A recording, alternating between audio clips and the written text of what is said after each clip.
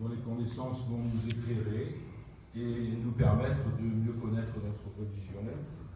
C'est d'ailleurs le but de nos rencontres mensuelles, c'est d'essayer de nous faire progresser, nous faire interroger, parfois même, on peut être surpris par ce qu'on apprend, parce qu'il y a toujours des choses nouvelles et des choses qui peuvent nous apporter beaucoup de choses, des choses qu'on ne connaissait pas.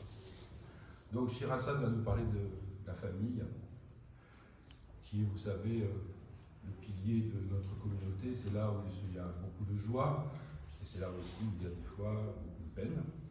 C'est un vaste sujet, ça nous concerne tous.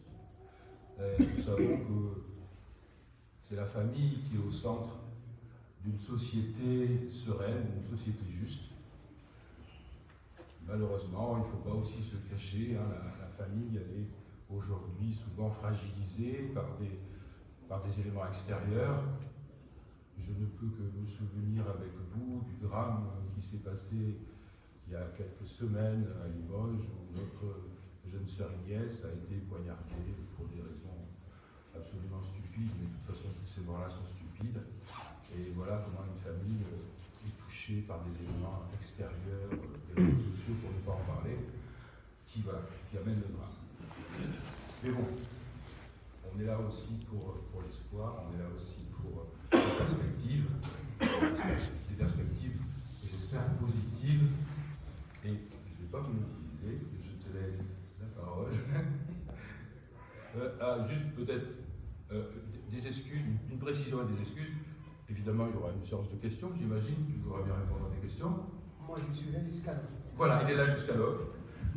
Par contre, vous savez, habituellement, après cette réunion, il y avait un repas, mais alors je ne sais pas pourquoi ce soir il n'y a pas de repas. Donc on s'en excuse platement. Alors vous promet que la prochaine fois on fera double ration pour se rattraper.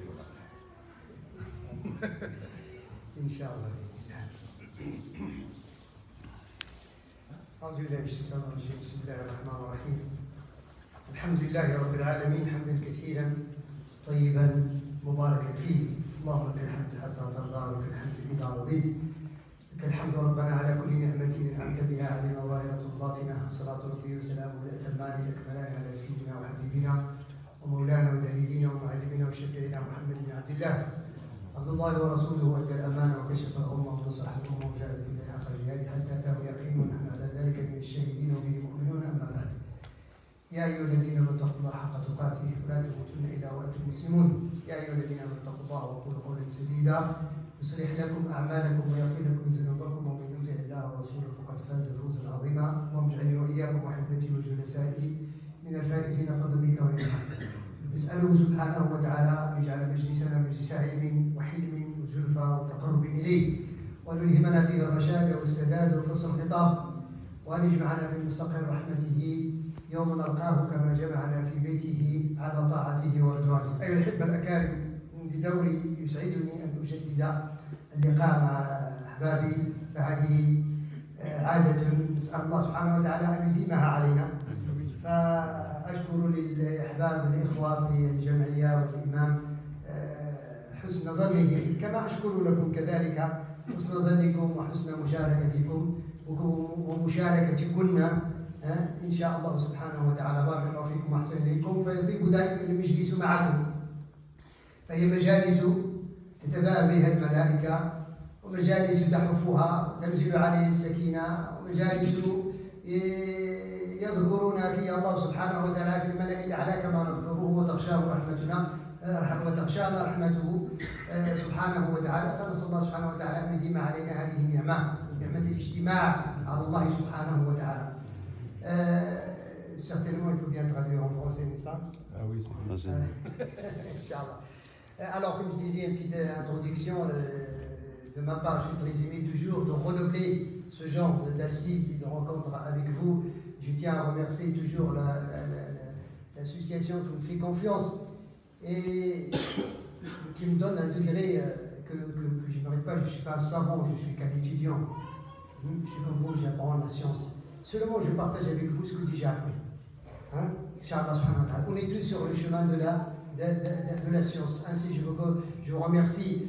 Toujours, vous êtes si nombreuses à être présents dans ces assises, à travers lesquelles on mentionne certainement Allah subhanahu wa ta'ala et de lui-même, de sa part, il nous mentionne là-haut. La sérénité descend certainement sur le corps de chacun de nous. Les anges nous entourent et la miséricorde d'Allah subhanahu wa ta'ala atteint ce genre d'assises.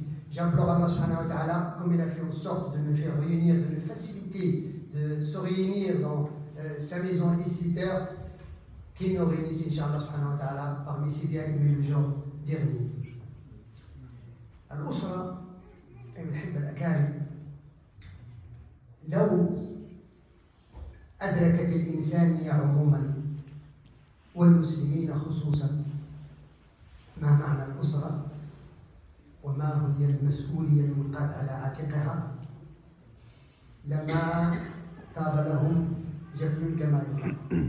La famille, quand on parle de la famille, si jamais l'humanité a la conscience de cette responsabilité, de ce noyau qui est la famille. Je parle de l'humanité au général et la communauté musulmane en particulier. La famille, c'est l'origine de l'existence de l'humanité. قلنا يا آدم اسكن أنت وزوجك الجنة. قلنا يا آدم اسكن أنت وزوجك الجنة. مش اسكن أنت وحدك لأن وحده لا تطيب له ولن تطيب له. Allah subhanahu wa ta'ala a commencé l'humanité par un couple quand elle a créé Adam. Il lui a dit, entre au paradis, et vis comme tu veux au paradis, toi et ton épouse. Parce qu'Allah subhanahu wa ta'ala sait que lui seul, ça ne dit rien. Il ne peut pas en profiter autant, tout seul. Il faut quelque chose. ثم من آيات الله سبحانه وتعالى في خلقه أنه هو الواحد الأحد الذي لا ثاني له وخلق كل شيء زوجين. هذه من آيات الله. Et parmi les signes d'Allah subhanahu wa ta'ala, que celui, l'unique, qui n'a pas besoin du couple. Et toute qui créature, tout ce qu'il a créé, il a créé en couple. وهذه من آيات الله.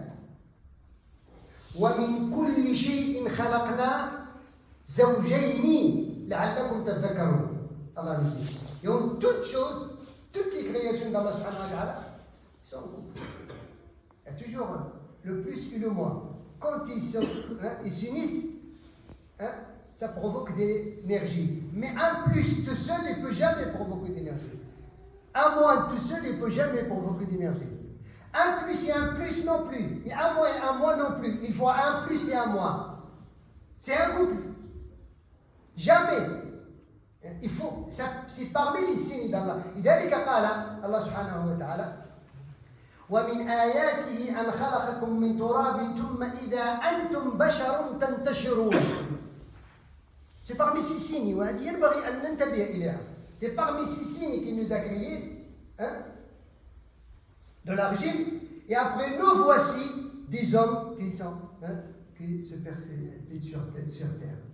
لذلك الأسرة هي أصل كل شيء. في سورة الحجرات يقول سبحانه وتعالى يا أيها الناس. ذلك بدأت بالإنسانية عموما. يا أيها الناس إنا خلقناكم من ذكر وأنثى.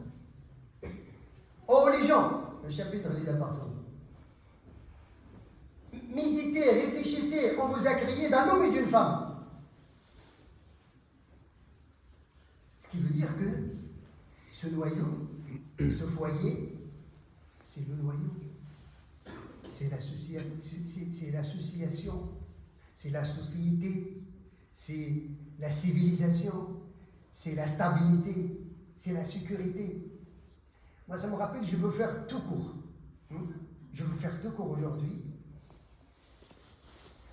Une synthèse, un résumé de la thèse du Master 2 comme elle est. C'est le sujet. Le sujet du Master qu'Allah subhanahu wa ta'ala m'a facilité, c'est ça. البعد العقدي للأمن الاجتماعي في الإسلام. la dimension dogmatique de la sécurité sociale en islam. Et le grand chapitre, c'est, quand on parle de la sécurité sociale, c'est pas Amélie.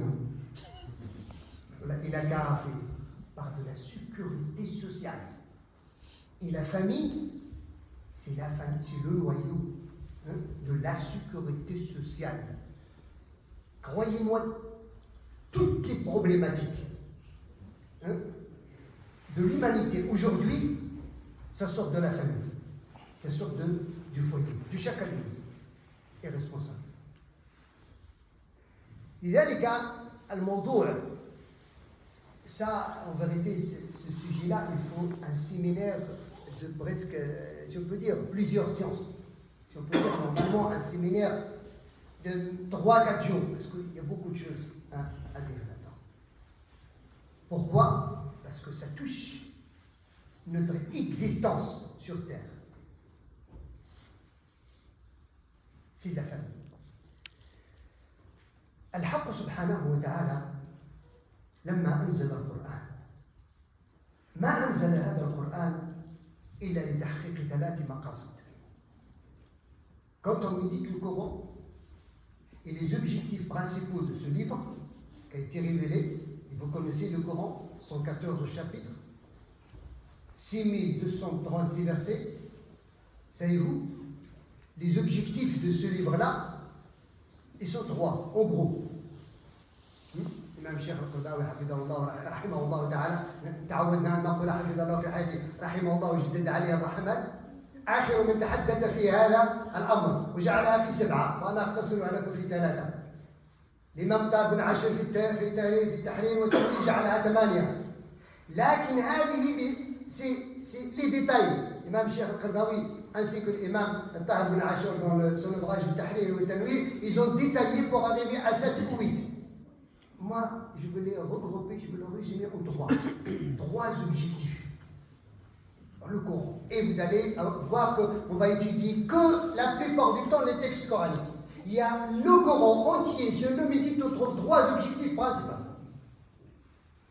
Le premier objectif, أول مقاصد القرآن أن الله سبحانه وتعالى ما أنزله إلا ليعرف خلقه به.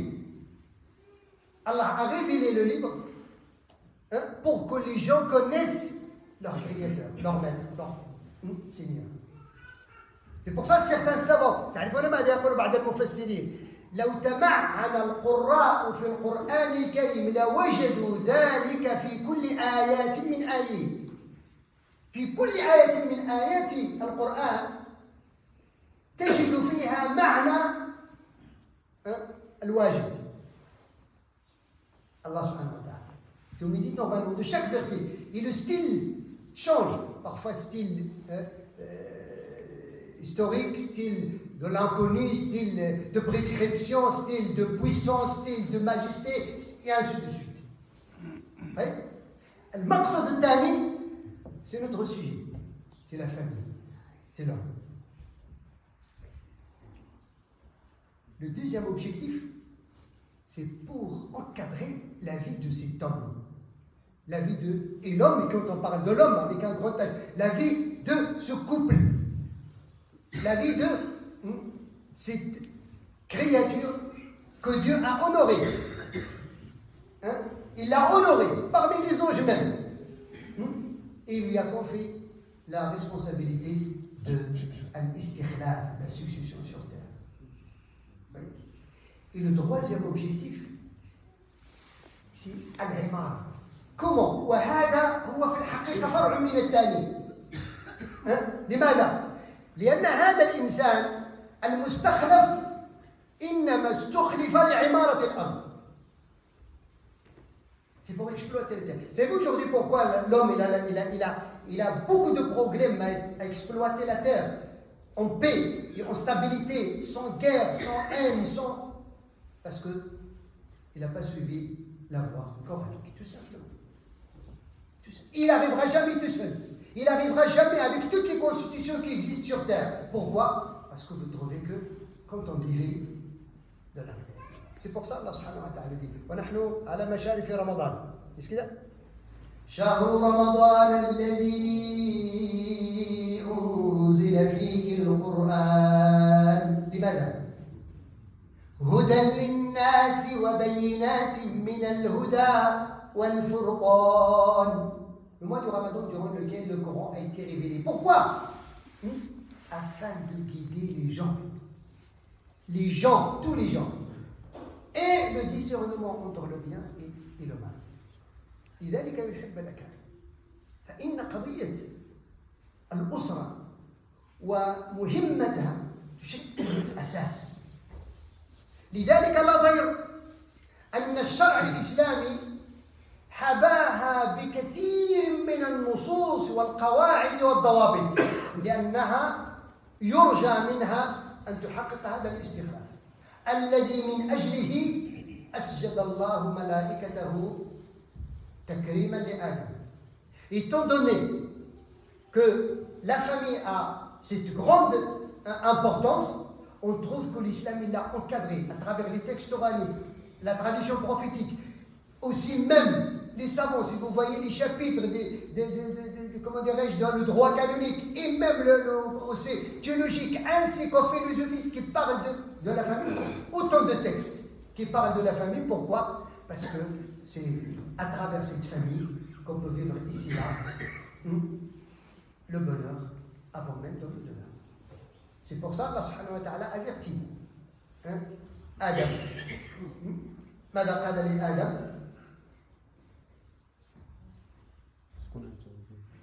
طيب اسكن أنت وزوجك الجنة ثم قال له في الجنة إن هذا عدو لك ولزوجك فلا يخرجنكما من الجنة فتشقى. الشيطان il a un travail à faire. Savez-vous, c'est le seul, Shaitan Iblis, le patron, c'est le seul qui n'a pas de souci, ni de subsistance, rizq, ni de civilisation, ni de rien du tout.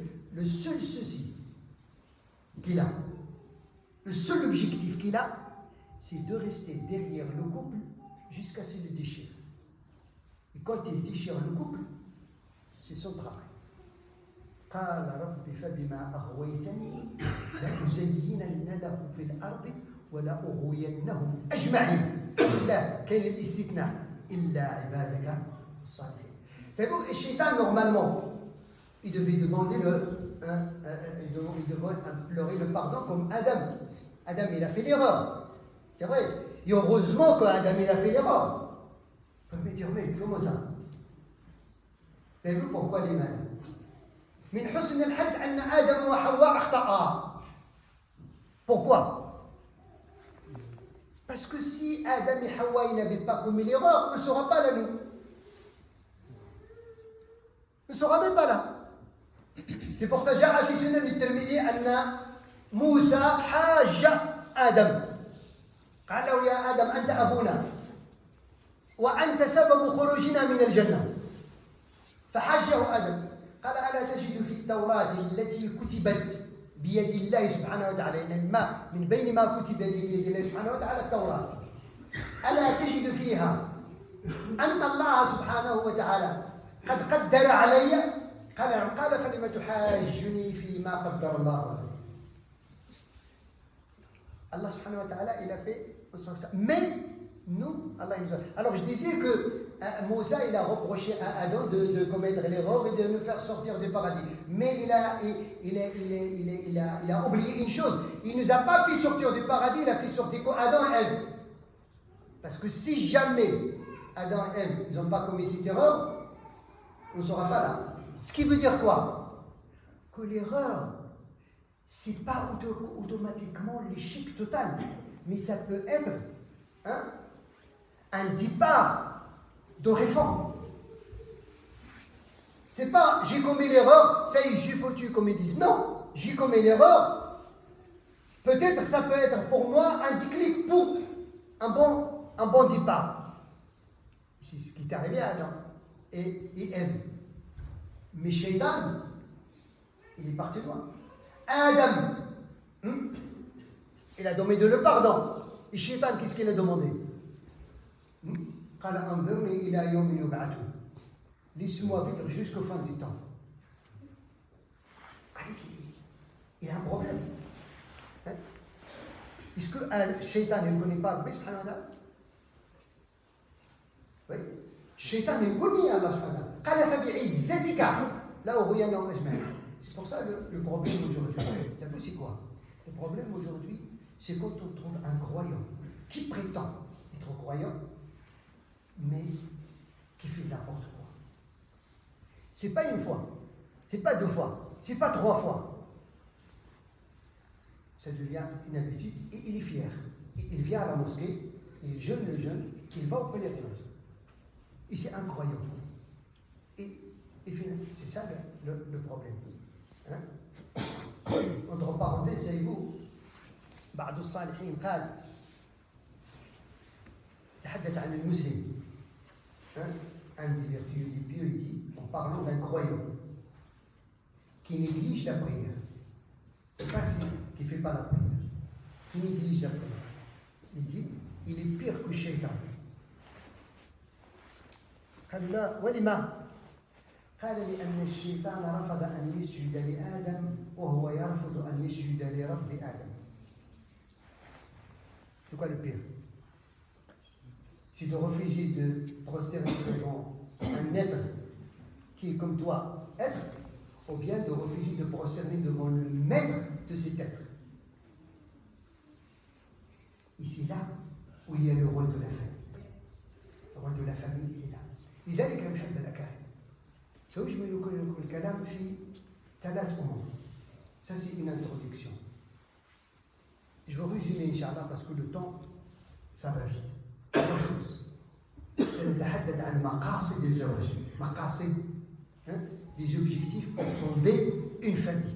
C'est quoi les objectifs de l'islam pour fonder une famille? Et puis on va parler de la relation qui doit être au sein de cette famille. Oui. Et puis on finit avec quelques conseils. لا شيء في الشرع عبث. Il n'y a rien de au hasard comme ça. Il n'y a rien dans l'islam qui comme ça. Fais ce que tu veux, comme tu veux. Non. Tout est clair. Tout est carré. Tout est... Et c'est bien pour nous. Oui. حدد العلماء وعليكم بكتاب الإمام ابن القيم تحفة المولود في أحكام تحفة المولود في أحكام المولود. بدأ فيها بهذا المجال. Un livre très important de l'imam Ibn Qayyim qui parlait de la famille. Il a commencé avec ça. L'islam a donné des objectifs à chaque chose. Il y a les objectifs pour l'islam. C'est pour ça, moi personnellement, je le dis toujours modéré dans les mosquées parisiennes et aux alentours. Quand on veut conduire une voiture, je vous donne un exemple pour comprendre. Quand on veut conduire une voiture, est-ce qu'on achète la voiture, on la conduit? Tu as de l'argent, tu vas acheter une voiture. Tu vas la conduire comme ça? Il te faut quoi? Il s'appelle permis, ça veut dire la permission de conduire. Voilà. Conduire, ça veut dire quoi conduire? La conduite, c'est quoi la conduite? Hein? On dit une bonne conduite. On dit, la conduite, ça veut dire quoi? Ça veut dire, voilà, c'est sain de conduire, de respecter les panneaux, et ainsi de suite. Conduire une voiture ou conduire une famille, c'est quoi le plus difficile?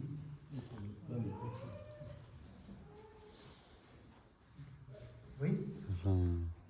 C'est pour ça, personnellement, j'exige dans des mosquées comme celle-là que normalement, un jeune couple qui prépare à se marier, il doit avoir un permis de mariage. Wallah, si j'avais l'autorité entre mes mains, je l'impose. Il faut passer un permis de mariage avant de se marier. Il faut que ça sera parmi les papiers que la personne doit poser dans le dossier de la mairie ici ou ailleurs, surtout dans les pays musulmans un permis de mariage. Pourquoi? Pour connaître tes obligations, tes devoirs, l'éducation des enfants. C'est parce que tu vas conduire l'humanité vers où? Wallah, c'est pas facile de fonder une famille. Nous, on apprend à la légère. Quand on pense à se marier, on pense à quoi? À louer une salle, on va inviter combien de personnes, ça va me coûter ici. Tout ça, c'est bénin, c'est des détails. Si tu ne fais même pas ça, il n'y a pas de souci. Mais pense, mon frère, que tu vas engendrer des êtres humains qui vont être comment dirais-je, soit des facteurs de stabilité, des facteurs de force, des facteurs de civilisation, ou bien, voilà, comme vous connaissez. C'est là aujourd'hui où il y a le problème de l'âme. C'est pour ça l'islam, il a donné cet objectif.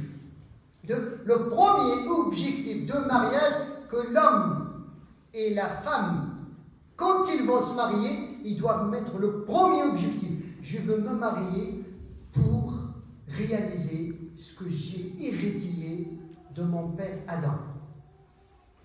Comme mon père a hérité de son père. Et son père, il a hérité de son père. Jusqu'à Adam. C'est pour ça que je suis parti. Qu'est-ce qu'on a hérité de notre père Adam? Maladi walidnahu min abina Adam. Khilafat al-ard. Être responsable sur terre. Le verset 30 du chapitre 2. وَإِذْ قَالَ رَبُّكَ لِلْمَلَائِكَةِ إِنِّي جَاعِلٌ فِي الْأَرْضِ خَلِيفَةً. Quand ton Seigneur annonce aux anges que je veux établir un vicaire sur terre, un vicaire, un suppliant sur terre, qui va gérer cela. Et savez-vous pourquoi? Il faut avoir l'héritage dans sa totalité. Pourquoi Allah subhanahu wa ta'ala a privilégié Adam de cette mission? Savez-vous pourquoi? تعرفون لماذا الله اختار آدم من الخلافة؟ Parce qu'il y a quelque chose que les anges même ils n'ont pas. Et ce qui nous manque aujourd'hui quand on va se marier, savez-vous c'est quoi? Donc on continue le Coran. Quand les anges, qu'est-ce qu'ils ont dit à Allah subhanahu wa ta'ala? قالوا أتجعل فيها من يفسد فيها ويسفك الدماء ونحن نسبح بحمدك ونقدس لك قال إني أعلم ما لا تعلمون وعلم آدم الأسماء كلها فقال أنبئوني بأسماء هؤلاء إن كنتم صادقين. Qu'est-ce qu'ils ont dit? قالوا سبحانك لا علم لنا إلا ما علمتنا إنك أنت العليم الحكيم. Alors Allah subhanahu wa ta'ala, il a donné quelque chose que les anges ils n'ont pas. Quand ils ont dit Seigneur, tu vas créer quelqu'un, tu vas établir un vicaire qui va couler le sang. Regardez ce que les anges ils ont dit. On voit même, on voit ça. Il va répondre le désordre sur terre. Il dit, je sais ce que vous ne savez pas. Il y a une partie de sa descendance à qui j'ai accordé la science. Et quand Allah subhanahu wa ta'ala a dit aux anges, alors regardez, est-ce que vous avez la science comme lui? Alors, dites-moi. Donc le Seigneur en a pas. Parce que la science des anges, ils ont tout ce que Dieu subhanahu wa ta'ala leur dit. Allah a donné à cet être humain cette intelligence, la raison de réfléchir, de méditer, d'exploiter. Regardez aujourd'hui, je peux vous dire qu'il y a je ne sais pas combien de personnes qui nous regardent dans partout, hein, à travers l'intelligence humaine. Avant, pour chercher la science, l'imam al-Bukhari, il fait 2 mois. 2 mois sur les chameaux pour chercher un hadith. Aujourd'hui, une intervention peut être écoutée dans les 3 coins du monde, au même temps, à travers la science. Quoi. Mais malheureusement, quand cette science ne suit pas l'ordre des mains, ça reste un problème. C'est pour ça, quand Allah subhanahu wa ta'ala a choisi la dernière révélation, le dernier message pour l'humanité, il n'a pas commencé par prix, il n'a pas commencé par jeûne, Il n'a pas commencé par acquitter l'aumône. Il n'a pas commencé par le pèlerinage. C'est vous, il a commencé par quoi? Pourquoi? Pourquoi Allah ne lui a pas dit prie? Ya Mohamed, prie d'abord. Jeûne d'abord. Acquitte le monde d'abord. Va au pèlerinage d'abord. Non. Iqra. Et savez-vous, quand on médite le Coran, Iqra, c'est pas seulement quand tu vas prier. Non, Iqra, si tu veux être un vrai vicaire sur terre. إذا أردت أن تحقق الخلافة الحقيقية لابد أن تقرأ. Et c'est pas au hasard. 5 premiers versets, vous écoutez, 5 premiers versets, la science a été répétée 6 fois. 5 premiers versets. اقرأ باسم ربك الذي خلق خلق الإنسان من علق اقرأ وربك الأكرم الذي علم بالقلم علم الإنسان ما لم يعلم.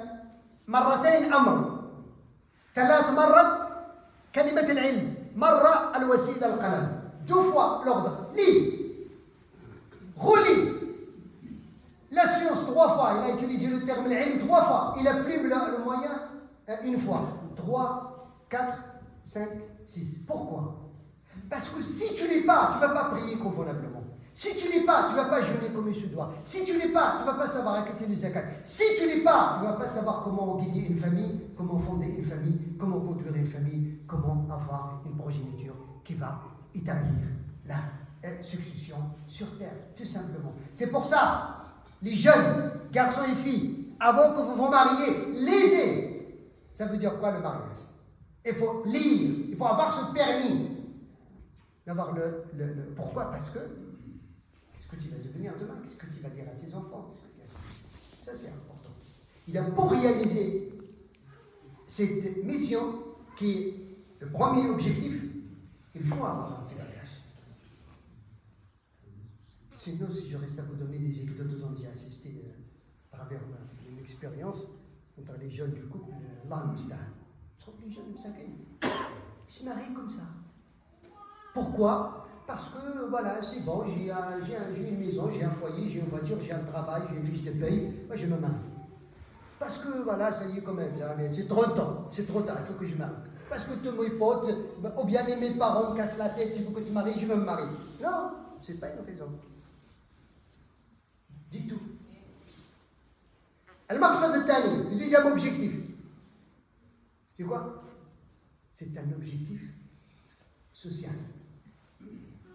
Je me marie, parce qu'il y a un proverbe hollandais qui dit « Ni toi devant chez toi, je ne dois devant chez moi, la capitale soit propre. » Parce que la ville, c'est devant chez moi et devant chez toi, c'est ça la ville. C'est quoi la ville? On dit la ville est sale. Non, moi je dis c'est pas la ville qui est sale, c'est les riverains de la ville qui sont sales. Parce qu'il n'y a pas des déchets qui descendent du ciel, il n'y a pas des déchets qui sortent de la terre. C'est nous qui consommons et qu'on jette dans la rue. Quand tu conduis, tu consommes une canette, tu ouvres la fenêtre, tu la jettes. Je suis désolé, c'est pas la ville qui est sale. C'est moi et toi qui sont sales. Alors c'est ce nom de chercher une couleur qui n'est pas la bonne à ce qu'on voit. Non, et on est tous responsables. Alors, chacun de vous nettoie devant chez lui, vous allez trouver lui et moi, j'ai fait comme ça. Même la mairie, vous aurez plus besoin des bois. Il va gagner de l'argent. Pourquoi? Parce que tout simplement, avant que je sorte ma poubelle, je l'attache bien, je suis bien, je mets les choses comme il se doit, je le pose. S'il n'y a pas de place, je laisse jusqu'à ce que je trouve une place. Ça ne m'embête pas de prendre la canette toute la journée si je ne trouve pas la poubelle. Pourquoi? Parce que sur le chemin, quand l'un de nous rentre chez quelqu'un, chez soi, il trouve c'est propre, n'est-ce pas? Chez moi, machallah, surtout quand on va recevoir les invités, on fait le ménage total. Parce que les gens ils vont venir. Alors d'abord c'est chez moi aussi. C'est là-bas aussi où je marche. C'est là-bas aussi. Pourquoi le prophète il nous a dit pourquoi le prophète il nous a dit la terre m'a été considérée comme une mosquée? Ce qui veut dire que la nature de la terre il doit être propre. Quand les gens, les fidèles, ils sont propres. Mais aujourd'hui, Regardez, parfois on ne peut pas prier dans un parc, étant donné que c'est la nature. Mais on trouve des chiites partout, des machins. Je peux même vous dire plus. Ceux qui ont été à Arafat. C'est vous après Arafat quand les gens Muzdalifa. C'est vous comment ils disent Arafat? Ça c'est des croyants, c'est des pèlerins. C'est incroyable. Parce que tout le monde mange. Et c'est le coucher de soleil. On se met debout, on laisse. Non. Je suis désolé. Il faut faire cette critique-là. Et je parle de la propriété externe ainsi qu'interne. Il y a ce projet social. Si moi je sais que si je veux me marier, je veux seulement rajouter un désordre, c'est mieux que je ne me marie pas. Si tu sais que tu vas rajouter qu'un autre désordre par rapport à ce qui existe déjà, c'est pas la peine. Et puis, le troisième objectif, c'est l'objectif ultime. Gardez ma sachété. On est des êtres humains, on est des hommes. Au revoir. تعبدي النبي قال يا معشر الشباب من استطاع منكم الباءة فليتزوج ومن لم يستطع فعليه بالصوم فإنه له وجاء وفي رواية فإنه أغض البصر وأحسن للفرج. Oh les jeunes, celui qui est capable. On va dire le prophète il a من استطاعكم الباءة. Il parle pas ici d'une ba'a, ça veut dire tu as de l'argent. Non, tu es capable de gérer une famille. Bien évidemment, tu dois avoir un petit chouïa pour commencer. Mais, est-ce que tu es capable de gérer une famille? Marie-toi. Si tu sais que tu vas négliger cette famille, ne te marie pas. Qui sont les grands savants que vous connaissez qui ne sont pas mariés? Des grands savants. Vous connaissez des grands savants qui ne sont pas mariés? Savez-vous pourquoi ils ne se sont pas mariés? Parce qu'ils ont peur de ne pas pratiquer ce hadith. Vous connaissez le Bukhari, il ne s'est pas marié. Le Bukhari, c'est pas marié. Savez-vous pourquoi? Parce que quelqu'un qui est dans ce qu'il y a dans son sang, c'est les hadiths. Il va tout abandonner pour y aller 2 mois. Il ne va pas laisser sa femme 2 mois pour y aller chercher un hadith. Il sait qu'il va négliger cela, il a consacré sa vie à ça et il jeûne. Savez-vous que l'imam Ibn Taymiyyah ne s'est pas marié? Savez-vous que l'imam Nawawi ne s'est pas marié? Ça c'est du grand. Mais pourquoi? Si vous calculez, là, parce que quand on se posait la question quand on était étudiant, mais c'est pas possible. Comment ces gens-là, ils sont morts? Et quand j'ai calculé que l'imam Nawawi ainsi que l'imam Ibn Taymiyyah, imagine, ils sont décédés à 50aine, 53, 54. L'imam Nawawi, savez-vous combien ils ont laissé d'héritage? Je sais si jamais l'imam Nawawi il s'est marié, il nous a laissé plus que 300 ouvrages dans un délai de 53 ans. Dans ce délai de 53 ans, si on enlève 20 ans pour qu'il puisse vraiment être recherché avant de commencer à écrire, il en reste combien? 33 ans. Dans 33 ans, à l'époque où il n'y a pas d'imprimerie, où il n'y a pas d'ordinateur, il n'y a rien du tout, il a laissé plus de 300 ouvrages, vous croyez qu'il va s'occuper d'une femme et de ses enfants? Il sait que ce n'est pas possible. ذلك العلماء يقولون أن الزواج تحتوي الأحكام الخمسة قد يكون واجبا حينما يخاف الإنسان على نفسه من الفاحشة وقد يكون حراما حينما يعلم الإنسان من نفسه أنه لن يؤدي حق زوجه ولا يخاف على نفسه الفاحشة ويكون مندوبا ومستحبا وفاضلا في الحالات الأخرى. Alors, les 5 prescriptions qui existent dans l'islam, les savants ils disent le mariage, c'est la même chose. Il peut être obligatoire quand la personne il a de quoi, il est capable de gérer la famille, il a peur de faire n'importe quoi. Il a peur de salir sa dignité et de ne pas préserver sa sainteté. Il est obligé de se marier. Même le hakim, il l'oblige de se marier. Mais celui qui n'a pas de quoi gérer, ou bien s'il sait qu'il a le dot de gérer la famille et il est capable de garder sa sainteté, c'est haram pour lui. Parce qu'il ne va pas négliger. Et les autres, souhaitables et répréhensibles et recommandés dans d'autres situations. Et donc, il faut comprendre cela. C'est une formation. Il faut comprendre tout cela avant de chercher à se marier. لذلك تجدون أن القرآن الكريم حينما تحدث عن الأسرة quand le Coran parle de la famille, il n'a pas parlé des devoirs et des responsabilités, mais il a parlé de quelque chose en un seul verset. Allah il a résumé la relation qui doit être dans le foyer. Un seul. Le verset 20e du chapitre Les Romains. Un seul verset. Et après, je vais dire comment on peut arriver à mettre en pratique ce verset. Allah subhanahu wa ta'ala. Et aussi, وَمِنْ آيَاتِهِ أَنْ خَلَقَ لَكُم مِّنْ أَنفُسِكُمْ أَزْوَاجًا لِتَسْكُنُوا إِلَيْهَا وَجَعَلَ بَيْنَكُم مَّوَدَّةً وَرَحْمَةً إِنَّ فِي ذَلِكَ لَآيَاتٍ لِقَوْمٍ يَتَفَكَّرُونَ. C'est parmi ces signes qu'il vous a créé ainsi que vous épouse en une seule âme, afin de vivre en tranquillité avec elle. Il a mis entre vous la beauté, l'affection, l'amour et la miséricorde. Cela sont des signes à ceux qui réfléchissent. Vous imaginez? C'est parmi les signes de Dieu qu'il les a créés en une seule âme, Adam et Ève. Hein?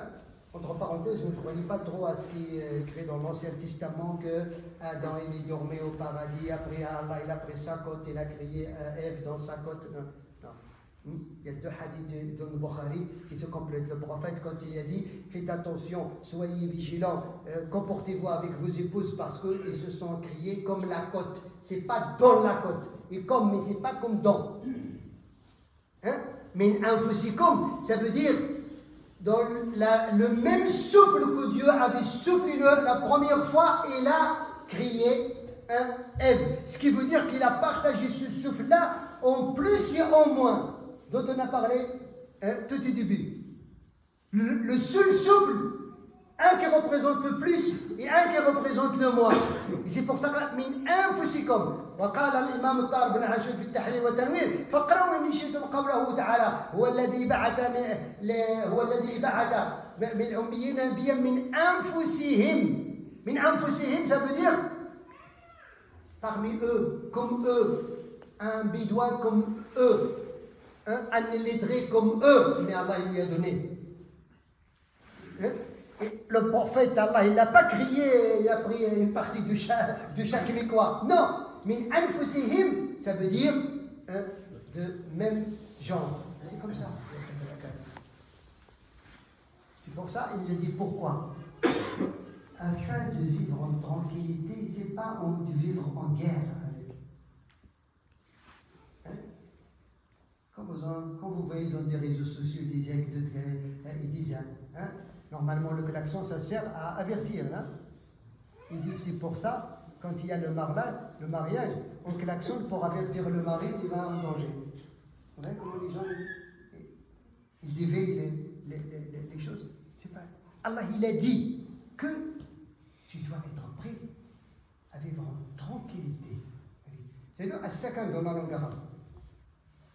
Ça veut dire quoi as-sakan dans la langue arabe? Sakana. Dites le haraka. Quelque chose qui bouge et quelque chose qui est stable. C'est ça. Pourquoi on appelle le manzil as-sakan? Parce que quand on est en activité à l'extérieur, quand on rentre à l'intérieur, il doit y avoir une stabilité, une tranquillité. C'est ça. Sakana ilayha wa sakanat ilayhi. C'est ça. Et regardez comment Allah a donné un autre parabole pour bien comprendre. Hunna libasun lakum wa antum libasun lahum. Ils sont vos habits et vos éclaireurs. L'un de nous, quand il va sortir de chez soi pour y aller voir X parmi les personnes, et surtout c'est une personnalité, comment il va s'habiller? Est-ce qu'il va s'habiller n'importe comment? Un jean troué ou quelque chose qui ne va pas? Non, il va s'habiller convenablement. Il va prendre soin de ses habits. Si une tâche se trouve salie tes habits, automatiquement tu vas l'enlever pour le laver. Alors c'est ainsi que l'homme doit se comporter avec son épouse et l'épouse doit se comporter avec son époux. Rendre soin de celui à travers lequel je vis une vie dont je ne peux pas vivre avec personne qu'avec lui après une signature d'un acte. C'est ça la tranquillité. Et puis, la beauté. La beauté. مودة.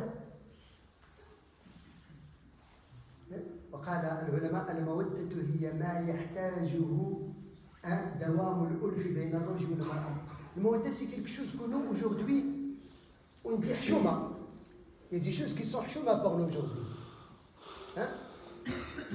Quand l'un de nous aujourd'hui, excuse-moi, je ne veux pas faire un sondage. Ça fait combien de temps l'un de nous il n'a pas dit à sa femme que je t'aime? Ou bien les sœurs, ça fait combien de temps il n'a pas dit à son époux je t'aime? Est-ce que vous savez-vous, le prophète de l'islam, sallallahu alayhi wa sallam, dites sallallahu alayhi wa sallam, le prophète de l'islam il était dans une assise, Inch'Allah, comme celle-là. Ça veut dire la nôtre elle est comme la sienne. Amr ibn al-As il est rentré. Et Amr ibn al-As, le prophète, il l'a envoyé par une mission. Il a fait la mission. Vous connaissez Amr ibn al-As, le plus intelligent des Mécois. Allah il lui a donné une intelligence, c'est un génie. Il a réussi la mission. Il est rentré, il a trouvé la mosquée, il est rempli, le prophète en train de parler à ses compagnons. Et il va arracher un témoignage devant tout le monde. Ça veut dire une attestation. Il a dit au prophète, la mission 5 sur 5. Bien faite. Le prophète dit, Jazakallah khair. Qala ya Rasulallah, ayyu an-nasi ahabbu ilayk. Oh, le prophète dit ça. C'est qui parmi les gens que tu aimes beaucoup? Parce que lui, il sait que à peine la mission est faite, il va lui dire, c'est toi, tu venais de réussir la mission. Qu'est-ce qu'il a dit le prophète sallallahu alayhi wa sallam? Aïcha. Devant tout le monde, le prophète il dit, j'aime ma femme Aïcha. Il dit, non, je ne te parle pas des femmes, je te parle des hommes. Il dit, alors si tu me parles des hommes, j'aime son père Abu Bakr. Waouh. Quand tu aimes ta femme et tu aimes ton beau-père, c'est un amour doublé à ta femme. Vous le connaissez ou non? Alors si tu me parles des hommes, alors son père Abu Bakr. Le prophète n'ose pas de dire devant tout le monde à la mosquée, j'aime ma femme et j'aime mon beau-père. Waouh. L'un de nous il demande à sa femme, c'est quand tes parents vont venir pour prendre le congé, vais aller au voyage, comme ça je te laisse avec eux. C'est ça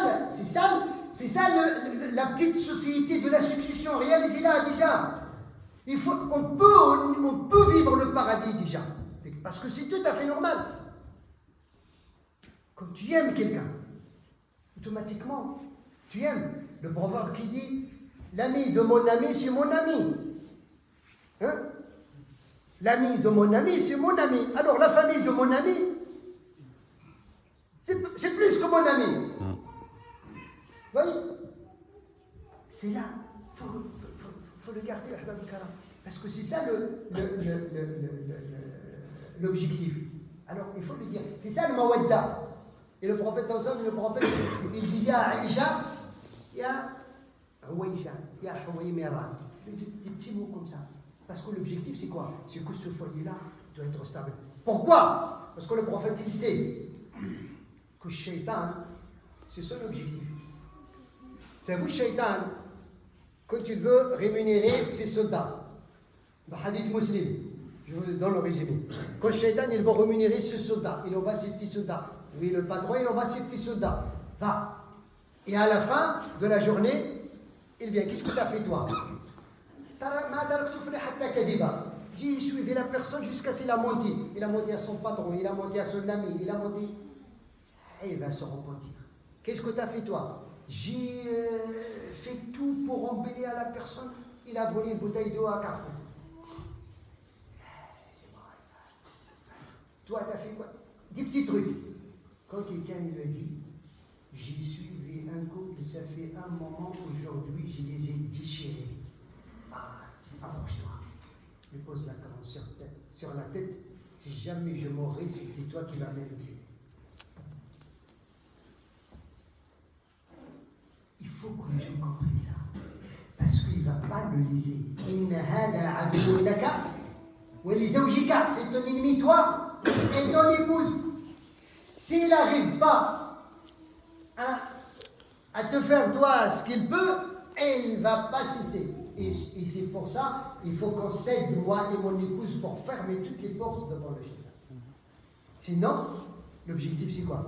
C'est quand la famille est déchirée, les enfants, la belle famille, peut-être carrément toute une nation. Aujourd'hui, qu'on dit, ah, je me suis marié avec une telle de nationalité telle, toute cette nation, c'est que des... C'est vrai ou c'est pas vrai? Malheureusement. Et c'est l'objectif, il est là. On met tout le monde dans le même sac, parce qu'on ne sait pas réagir. Mais pourquoi on en est arrivé là? Savez-vous pourquoi?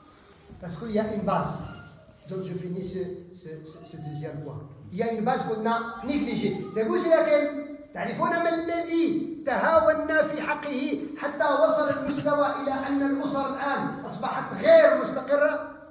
On en est arrivé à une instabilité des familles aujourd'hui à cause de deux choses. La première, on n'a pas respecté. Il concerne l'homme. Quand le garçon cherche à se marier, le prophète il nous a dit تنكح المرأة لأربعة. هذا ليس حكما من النبي صلى الله عليه وسلم إنما هو إخبار بما هو واقع. Faites attention, quand le prophète il nous dit que la femme se marie par une des quatre raisons, il nous explique ce qui se passe dans la société. C'est pas il faut chercher les quatre raisons. Il nous dit que dans la société, les gens ils cherchent à se marier avec une femme par rapport à sa beauté, à sa richesse, à sa ascendance, ses origines, ou bien sa religion. Les gens, chacun cherche quelque chose. Oui? Et le prophète, il dit, là, maintenant, la recommandation du prophète, alors toi, cherche celle qui a de la religion, même à la talibati yadak. Hein? Là, l'axe, ça veut dire cherche celle qui a la religion, sinon, c'est ça talibati yadak, sinon, بعض العلماء قالوا لصقت يدك بالتراب. Ça veut dire, il te reste que du sable entre tes mains. Pourquoi? Parce que la beauté, ça part. لا يصلح العطار ما أفسده الدهر كما يقال. Un certain temps, la beauté, ça part. Petite maladie, quelque chose comme ça, petit accident, même s'il a 30 ans, petit accident, là, ça y est, il n'y a plus de beauté. Oui? La richesse, ça part. Vous voyez la crise 2008-2009, il y a beaucoup de richesses qui ont disparu, n'est-ce pas? Et la personne, elle peut trahir sa ascendance. Et les fils de tel peut devenir... La seule chose qui la rend beau, plutôt qui la rend belle, et riche, et il a de bonnes origines, c'est la religion. Quand il a la religion, il est belle avec sa religion. Quand il a la religion, il est riche avec sa religion. Quand il a la religion, même si ses parents ne sont pas des musulmans, il partage la religion avec tous les musulmans. Ça veut dire qu'il a une ascendance pieuse. Imaginez avec moi, je vous donne une règle. Imaginez avec moi que les jeunes musulmans refusent de se marier que avec celle qui a la religion. Wallah al-adim, toutes les filles musulmanes, ils vont demeurer le droit chemin. Sinon, ils ne vont jamais se marier. Vous entendez? Voilà le côté qu'on a négligé. Aujourd'hui, on ne cherche pas, est-ce qu'il fait sa prière? Il a pris combien du Coran? Comment il va? Qu'est-ce qu'il va dire à mes enfants demain? Qu'est-ce qu'il va enseigner à mes enfants demain? Il faut penser à ça avant de se marier. Il faut choisir à tes enfants une maman que tes enfants méritent, dont ils seront fiers. Quand toi tu pars à la maison, tu trouves ton enfant, à peine il est en train de parler, il te récite Qul Allahu Ahad. Tu rentres à la maison, il te récite Qul Allahu Ahad. Pourquoi? Parce que sa maman est en train de préparer ton repas avant que tu rentres. Ça, s'il ne travaille pas, il enseigne Qul Allahu Ahad. Oui? Quand vous lisez la biographie du grand savant, Imam Shafi'i, Imam Malik, vous trouvez la plupart d'eux, ils ont appris le Coran de leur maman. Voilà un côté qu'on a négligé. Le deuxième côté, quand un homme veut se marier, le prophète a averti la fille et les parents de la fille. إذا أتاكم من ترضون دينه وخلقه فزوجوه إلا تفعلوا تكن فتنة في الأرض في رواية وفساد عريض في رواية وفساد كبير. فساد كبير. En fait, il a dit, si un jeune homme a demandé la main de votre fille, ou bien fille, si quelqu'un demande ta main, observe, regardez une chose qui est très importante. Observe sa religion et son éthique ou sa moralité.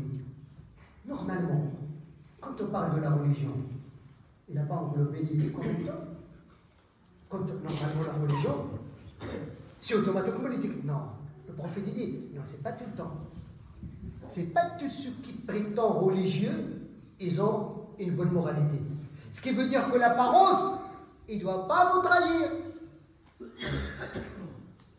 Ou le fils de tel imam, ou machin, ou gada, ou même il a appris le Coran par cœur, ou même il est savant, tout ça, ça rentre dans la religion. Mais, observer son éthique. Ça veut dire quoi son éthique?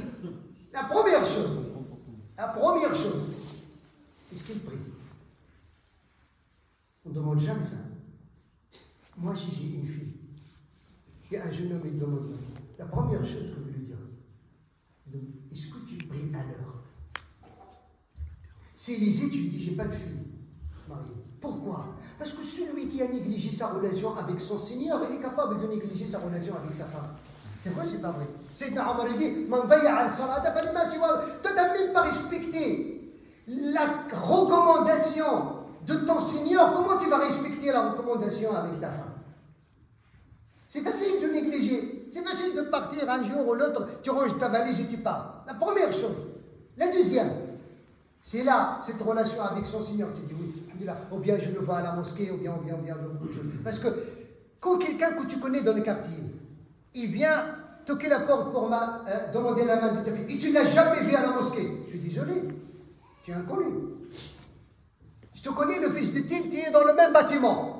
Je t'ai jamais vu à la mosquée. Tu viens demander la main de ma fille, je suis désolé. Il faut être clair.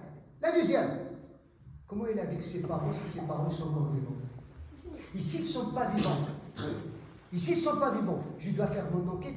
Comment il a été avec ses parents quand ils étaient vivants? Parce que celui qui n'est pas bien avec ses parents, vous croyez qu'il va être bien avec votre fille? Il faut comprendre ça, chers frères et sœurs. Celui qui traite mal ses parents, vous croyez qu'il va traiter mal votre fille? Vous croyez, ma soeur, qu'il va vous traiter mal s'il a traité mal? Il va vous traiter bien si c'est a traité celle qui l'a enfanté. Et tout à l'heure, on va en parler. Et celui qui a fait tout pour subvenir à ses charges pour qu'il devienne un homme, il ne rend pas visite, ou bien il parle mal de lui, ou bien il ne le respecte pas. Comment tu cherches qu'il va te respecter, toi, qui es étrangère par rapport à lui? Il faut comprendre ça. Et après, à la fin, comment tu gagnes ta subsistance? Aujourd'hui, les gens, tu travailles où? Tu es riche, machin, tu as un sacré château, tu machin. Oui, comment tu l'as gagné? Je suis désolé. Tu gagnes, je ne sais pas, je ne vais pas rentrer dans les détails. Je suis désolé, j'ai le droit de savoir comment tu vas nourrir. Je parle de la fille maintenant, en tant que fille, d'où tu vas me nourrir? Tu vas manger quoi à la maison? Tu travailles, tu es salarié, tu es ça, oui, mais que tu travailles, je ne sais pas, tu fais n'importe quoi, je suis désolé. Je ne vais pas venir participer. Je ne vais pas venir en Nabi Sallallahu alayhi wa sallam. Le corps qui a été nourri par ce qui est illicite, il mérite qu'on en fasse. Alors pourquoi je veux périr ma vie? C'est important. Alors voici le point de défaut que nous, on néglige. C'est pour ça aujourd'hui on trouve cette situation que quand on dit les parents ils ont démissionné, c'est pas qu'ils ont démissionné, parce qu'ils n'étaient jamais engagés pour qu'ils démissionnent. Parce qu'on dit, c'est qui démissionne? C'est quelqu'un qui était engagé. Mais ils n'étaient jamais engagés. C'est qui? On va dire un savant et une savante, ils ont démissionné. Parce qu'eux, ils connaissent. Et ils ont suivi le bas monde et ainsi de suite, ils ont laissé leur enfant. C'est ça, et c'est pour cette raison. Croyez-moi, je reviens à la même règle. Wallah al-Adim. Si les filles musulmanes refusent de se marier avec tout jeune qui n'a pas réalisé ces caractéristiques, Wallah al-Adim, tous les jeunes musulmans, ils vont demeurer le droit chemin, sinon ils seront, personne ne va les accepter pour se marier. Parce que la porte qui va toquer, il va trouver le même style, la même chose. Vous savez, Omar ibn Khattab, il avait marié son fils par force. Par force, dans le sens, il ne faut pas comprendre par force, mais il était l'émir de musulmans. Un soir, entre parenthèses vite fait, une soirée, il était fatigué et il s'est assis à côté d'un mur pour se reposer avec son ministre d'économie. Pourquoi? Parce qu'il a fait le tour toute la nuit pour toquer les portes des orphelins. Il était dans un quartier pour distribuer zakat. Il s'est reposé un petit peu, il a entendu une femme qui parlait à sa fille.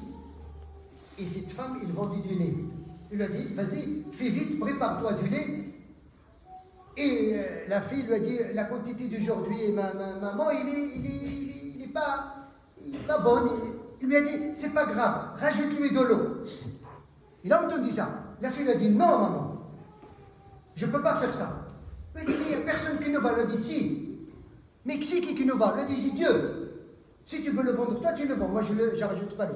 Et Omar ibn Khattab, il a dit à son ministre, cette porte-là le lendemain, mets une croix, je veux revenir le lendemain. Le lendemain, il est venu avec son fils. Il a toqué la porte. Avant même que la femme sorte au marché pour vendre son lit, il a toqué la porte, salam alaikum. Amir al-Mu'minin, les mères du croyants, bien marhaban. Savez-vous pourquoi je suis venu? Oui, j'ai entendu ce qui était entre toi et ta fille hier. Ne tremble pas, tu n'as pas encore vendu le lait. Oui, tu as mélangé avec de l'eau. Non, ma fille ne m'a pas laissé. Alors c'est pour ça que je suis venu. Je suis venu pour demander cette fille à celui-là. Et savez-vous, c'est qui le fils de ces deux-là? C'est Omar ibn Abdel Aziz, le 5e khalife.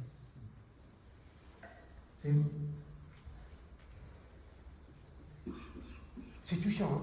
Hein? Je vais vous raconter une autre histoire encore pire. C'est pour ça qu'ils disent, vous n'avez jamais vu un arbre qui donne des pommes, c'est quoi?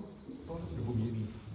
Vous n'avez jamais vu un pommier qui donne des oranges ou bien des piments? Un pommier donne. Vous connaissez Abu Hanifa, Nu'man ibn Bashir, la première école canonique et théologique qui a été fondée dans l'histoire de l'islam. Hein? Oui, la première école en Irak, Abu Hanifa. C'est vous ses parents. Vous connaissez les parents d'Abu Hanifa? Hein? Lui il s'appelle Nu'man et son père il s'appelle Al-Bashir. C'est pour ça qu'il s'appelle Abu Hanifa al-Nu'man ibn Bashir. Son père Al-Bashir. Bashir. Il est en Irak. C'est un homme, c'est un jeune homme pieux.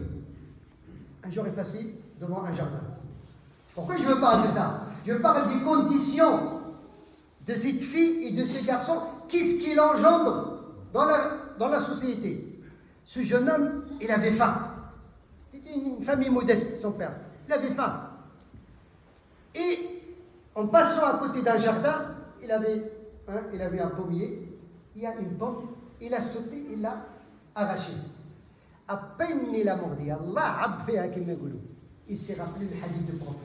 لا يحق لامرئ مسلم أن يأخذ مال أخيه بغير إذن منه ولو كان عود عرق. 3 fois le prophète il a dit, un croyant, Dieu ne lui a pas permis de prendre quelque chose qui appartient à son frère sans la permission de son frère. Ils ont dit au prophète Isa, même si le petit bâton de siwak, il a dit même ce bâton de siwak, c'est à ton frère, demande-lui la permission avant de le prendre. Il a rappelé ça, il a arraché, il a craché ce qu'il a mordu, il l'a rendu, il toquait la porte du jardin, de la ferme. une personne devant la porte, salam alaikum, alaikum salam, c'est qui le propriétaire de ce jardin? Oui, qu'est-ce que tu cherches? Je veux le propriétaire de ce jardin, j'ai quelque chose d'important entre moi et lui. Il n'est pas là. Il est où? Il est au Cham. On est en Irak. Il est... Hein? Oh. Il est parti à la maison, il a rangé sa valise. Il a pris le TGV. Je suis sorti à Paris à presque 13 heures, je suis arrivé à 15 heures ici. Lui, il a fait presque 2 mois de voyage. Mais il demande à Dieu de lui prolonger la vie jusqu'à ce qu'il rencontre le propriétaire de cette pompe. Vous imaginez? Ya Rabbi, prolonge ma vie, je vais régler mon problème ici, avant devant toi. J'ai pris quelque chose qui ne m'appartient pas. Il est parti demander le propriétaire du jardin qui se trouve dans un endroit en Irak, il l'a trouvé. Il est parti là-bas pour faire le commerce. Salam alaikum, alaikum salam, mais oui, j'ai besoin de toi, voilà ce que j'ai fait. Ah bon, alors viens avec moi. T'as volé ma pomme, alors là, c'est bien. Qu'est-ce que tu cherches? Le pardon? Non, je te pardonne pas. Que moi je me rencontrerai moi, mon Seigneur, je ne te pardonne pas. Il dit, à condition. Tu veux rencontrer ton Seigneur en plein piété, je te pardonne, mais j'ai une condition. Tu as fait une erreur, tu payes. Il dit, il n'y a pas de souci. C'est quoi la condition? Tu te maries avec ma fille. Ah, il m'a dit, ah ben c'est bien, je me marie avec une fille d'un riche comme toi. Il m'a dit, mais écoute, اسمع فإنها صماء لا تتكلم وعمياء لا تنظر وقعداء لا تمشي وبكماء صماء لا تسمع وبكماء لا تتكلم. Il est aveugle, il ne voit rien. Il est handicapé, il ne marche pas. Il est sourd, il n'entend rien. Il est muet, il ne parle pas. Tu te maries avec un poteau, ça veut dire. Il m'a dit, va, réfléchis, ne donne pas la réponse tout de suite. Va, réfléchis, le lendemain, tu me donnes la réponse. Elle n'a pas attendu jusqu'à le lendemain parce qu'il est à porte-jour de mourir. Il a réfléchi un petit peu, il a dit, Seigneur, si tu vas me punir parce que j'ai fait cette erreur, j'accepte cette punition. Je serai au service de cette femme jusqu'à la fin de ma vie. C'est moi que je te rencontre avec cette erreur. J'accepte. Tu es sûr? Ramène la deux, la mairie, le dossier, signé, jusqu'à ce qu'il a signé. Il a dit à la mère, vas-y. Et en plus, il n'y a pas de souci. Moi, je te donne la maison. Va, la maison telle, rentre là-bas, ta famille est là-bas. Abu Hanifa, il a pris l'ampoule là, quand il va rentrer à la chambre, il dit, qu'est-ce que je vais faire avec l'ampoule? Il ne va pas me voir, il ne va pas m'entendre, il ne va pas venir me voir. Il l'a éteint, il est rentré. Quand il est rentré, il a dit salam alaikum wa rahmatullahi wa barakatuh. C'est tout à fait normal, il va rentrer chez sa femme. Il a entendu wa alaykum salam wa rahmatullahi wa barakatuh. Et une femme comme la lune en plein, c'est que la pleine lune, en nuit. Il a illuminé avec sa beauté la pièce. Il dit, ton père, il m'a menti, je crois. Toi, c'est la sœur de celle qui est handicapée, qui est aveugle, qui est machin. Il a dit, qu'est-ce qu'il t'a dit, mon père? Il m'a dit, écoute, tu es aveugle, tu es handicapé, tu es ici, tu es ça. Il dit, il a raison. Comment ça? Il n'a pas menti, mon père. Il dit, parce que je suis aveugle de tout ce qui emmène à la colère de Dieu. Je suis sourde sur tout ce qui emmène à la colère de Dieu. Je suis muet sur tout ce qui emmène à la colère de Dieu. Je ne marche jamais. Je suis handicapé envers là où il y a la colère de Dieu. C'est ce que mon père il te parle de la métaphore. C'est ces deux-là qui ont engendré Abu Hanifa, le génie du droit canonique. Un pieux et une pieuse. N'attendez pas des petits enfants génies si vous n'avez pas éduqué vos enfants, garçons ou filles, à une sorte que le pieux doit se marier avec une pieuse. Et l'erreur dans la société qu'on fait aujourd'hui, quand on a un enfant pervers, on lui cherche une fille pieuse. Ou quand on a une fille pervers, on lui cherche un enfant pieux. Ça ne marche pas. Il faut chercher un enfant pieux à une fille pieuse pour qu'on puisse engendrer des pieux. Parce que c'est tout à fait normal. C'est ça qu'on fait. Après, si ces gens-là, ce couple-là, arrive à ce niveau-là, croyez-moi, je vais vous donner des exemples. Omar ibn Abdel Aziz et Abu Hanifa, ils sont là. Ça peut être comme notre société aujourd'hui. qu'on n'est pas à la hauteur d'arriver à ce niveau-là. Et là maintenant, je veux m'adresser, pour finir, la parole aux jeunes. C'est vrai que peut-être vos parents, ils n'ont pas eu le permis du mariage. Peut-être. Et pauvre, c'est comme ça. Lui, son seul objectif, c'est de garder sa chasteté. C'est pas mal déjà. Il ne veut pas faire n'importe quoi. Mais il a engendré les enfants. Il n'a pas pu te transmettre ce qu'il doit te transmettre. Mais ça ne veut pas dire que lui, il a fait cette erreur. Que toi, aujourd'hui, tu es grand. Tu vas faire la même erreur. Sache qu'Allah subhanahu wa ta'ala, il nous a recommandé la bienfaiseuse vis-à-vis de nos parents. Même s'ils ont fait cette erreur de ne pas m'enseigner ce qu'ils doivent m'enseigner. Plus même que ça, même s'ils ne sont pas musulmans. Carrément. Je suis adulte, je me suis converti à l'islam et j'ai mes parents qui peut-être même ils refusent ma conviction à l'islam. Comment je dois me comporter avec eux? Et c'est là où les jeunes aujourd'hui, ils font l'erreur. Il ne faut pas commettre la même erreur que les parents ils ont fait. Si les parents ils n'ont pas transmis une éducation excellente à leurs enfants, il faut que leurs enfants, quand ils arrivent à un certain âge, qu'ils sachent qu'ils sont aussi responsables de eux-mêmes et de leurs parents. Ça, qu'on doit faire. C'est vrai, certes, que ce n'est pas tout le temps que le parent il nous transmet tout ce qu'il doit être. Mais quand on arrive à un certain âge, et quand on comprend cela, on doit faire attention. لما جاء رجل إلى النبي صلى الله عليه وسلم وقال يا رسول الله أي الناس أحق بصحبتي. Une personne est venue au prophète et dit au prophète de l'islam, c'est qui mérite ma compagnie? Écoutez, les jeunes, quand tu restes avec tes potes toute la journée au café ou au foot ou quelque part, et tu joues, tu es à l'aise, tu rigoles, quand tu rentres à la maison, tu prends ton sandwich ou ton plat, tu rentres dans ta chambre et tu prives tes parents de t'asseoir avec toi. En fait, ça a dit à une personne qui a demandé c'est qui mérite moi que je sois un copain, ma compagnie. Il a dit ta mère. Qui ta mère? Qui ta mère? Qui ton père? Pourquoi il a dit ta mère 3 fois? C'est pas parce qu'il a privilégié comme ça, gratuitement, devant le père. C'est par rapport tout simplement au service que la maman il a subi. Parce que la maman il fait 2 choses au droit même que le père ne peut pas faire. Parce que ta maman, c'est elle qui a subi ton poids dans son ventre pendant 9 mois et ton père ne le fait pas. C'est pour ça qu'il lui a donné ce droit. Et parce que ta maman, il t'a enfanté, il a subi ces contractions. Et le père ne le fait pas. Et parce que ta maman, c'est elle qui t'a allaité, il t'a donné de son énergie. C'est vrai, ton père, il t'a donné de son énergie quand il travaille, il est venu, mais ta maman, là. Et ils sont égaux au niveau de l'éducation, ils sont tous responsables. Tout à l'heure, l'imam, quand il a récité Salat al-Isha, nous a rappelé un verset. يا أيها الذين آمنوا قوا أنفسكم وأهليكم نارا.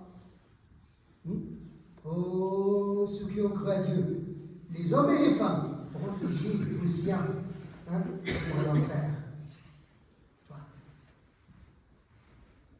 C'est pour ça, le prophète, quand il a parlé du nouveau-né, il dit tout nouveau-né né avec une nature de l'islam.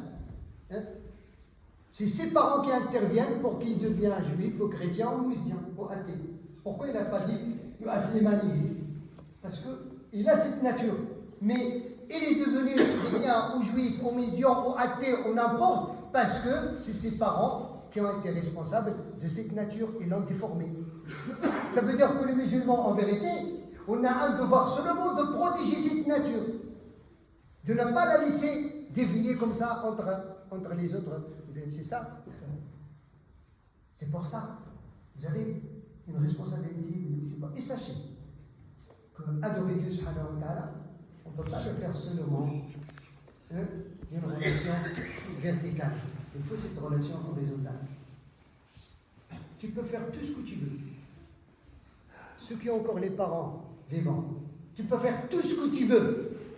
Tu pries alors, tu jeûnes, tu vas au pèlerinage chaque année, le Umrah chaque mois, tu riches, tu donnes tout le mois, tout ce que tu veux. Wallah al-Adim, si tu n'as pas la satisfaction de tes parents, jamais Dieu sera satisfait de toi. Fais tout ce que tu veux. Dieu n'accepte rien de toi tant que ça ne passe pas par la satisfaction des parents. Le prophète a caché dans ce hadith muslim. Rida Allah fi rida al-walidayn wa sakhat Allah fi sakhat al-walidayn. Et je peux même vous dire une chose. Vous connaissez Uwais ibn Amir al-Qarni dans Sahih Muslim. Uwais ibn Amir al-Qarni, certains savants le considèrent comme un compagnon inconnu. Parce que il a été parmi ceux qui sont convertis à l'islam au Yémen, et le prophète il est encore vivant. Mais il n'est pas venu pour voir le prophète.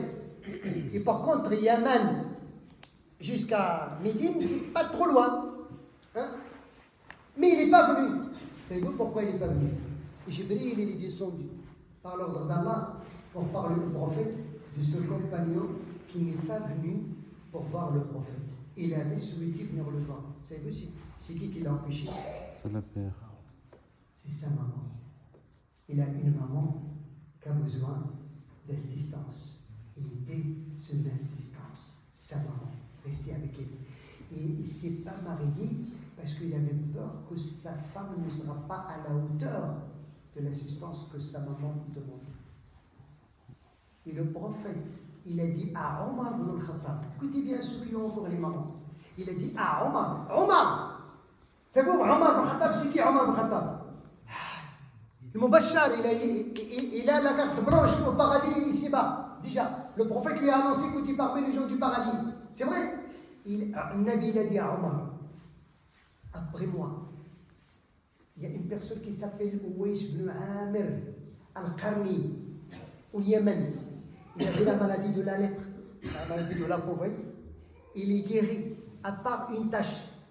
S'il demande Dieu, Dieu exauce sa demande. De suite, si tu le rencontres, demande-lui qu'il demande à Dieu qu'il te pardonne. Vous avez compris l'équation? Omar ibn Khattab, il va demander à quelqu'un qui n'a jamais rencontré le prophète, demande à Dieu qu'il me pardonne. C'est trop fort. C'est trop fort. Omar ibn Khattab dit comment?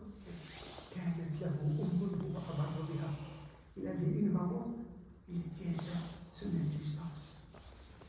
Grâce à sa maman, il est arrivé à ce niveau-là.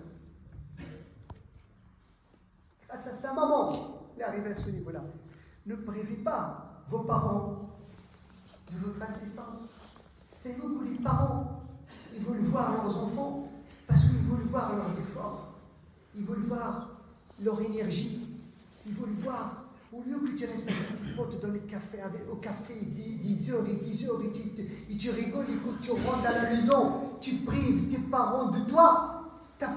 C'est injuste. C'est injuste. Parce qu'ils veulent voir en toi leurs fruits. C'est ce qu'ils attendent de toi. Ibrahim, quand son fils Ismaïl il est arrivé, à niveau, il l'a aimé. Il est parti à Jérusalem, de Jérusalem à la Mecque, quand Ismaïl il s'est réjoui, il s'est mis, il l'a mis entre ses bras. Quand tu vois aujourd'hui, ton père, il voit, Masha'Allah, t'as 16 ans, t'as 18 ans, il attend de te voir, de l'accompagner, de le conduire à la mosquée, de partir en vacances avec lui, de lui donner le temps, parce qu'un jour ça va venir que tu ne le trouves plus à côté de toi. Et tu vas le regretter. Quand toi tu es faible, tu as besoin d'assistance, il est là. Quand tu as faim, il enlève la bouchée de sa bouche, il te la donne à toi. Le jour de l'Aïd, il ne pense même pas à lui. Il t'achète des vêtements neufs, il ne pense pas à soi.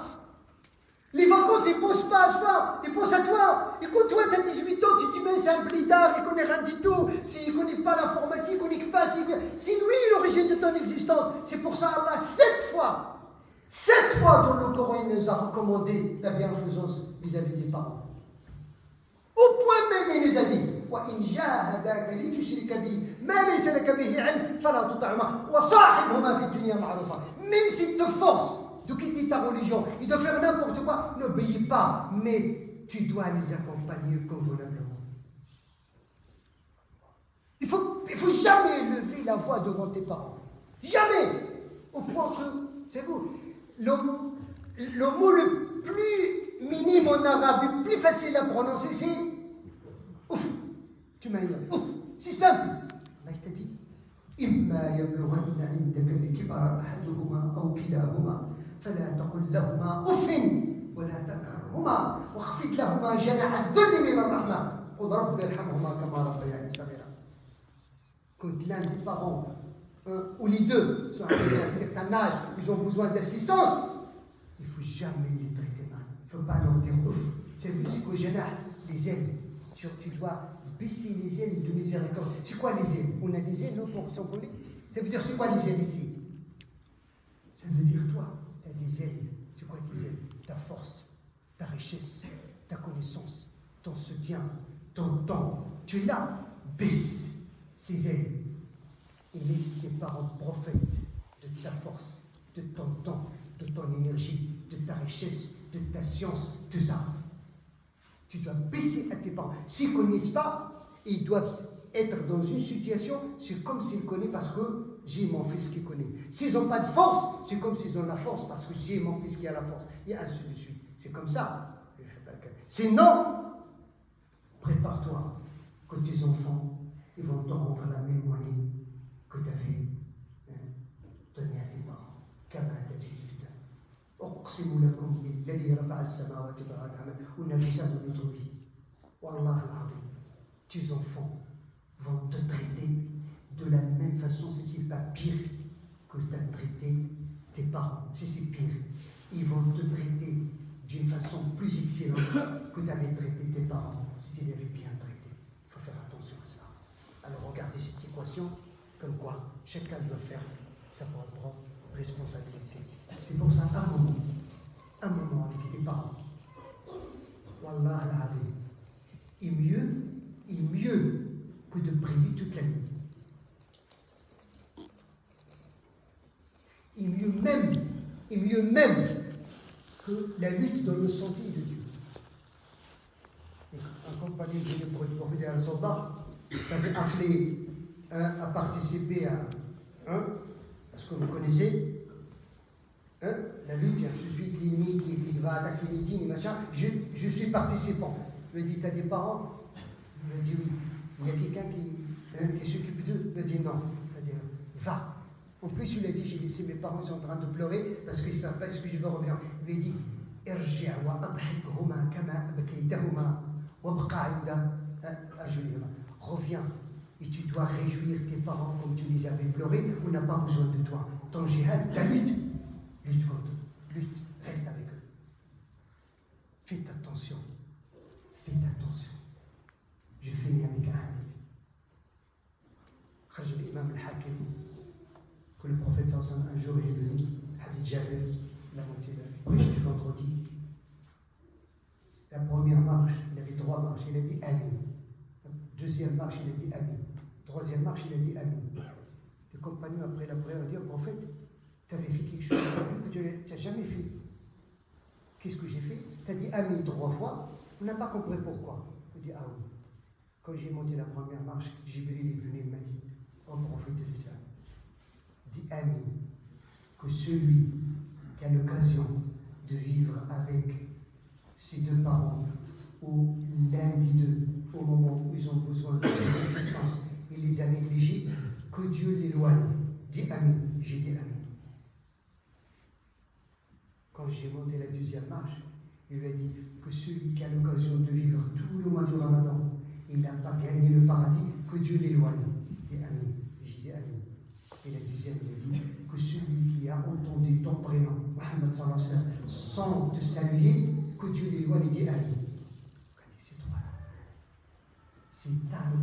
Wallah, c'est le portail ouvert devant toi quand tes parents ils sont encore vivants. C'est à toi de rentrer ou de le bloquer devant toi. J'ai trop parlé, mais comme j'ai dit, peut-être je vous donne le permis aujourd'hui de la famille. C'est très important. Mais, Inch'Allah, peut-être la discussion entre nous peut développer d'autres choses.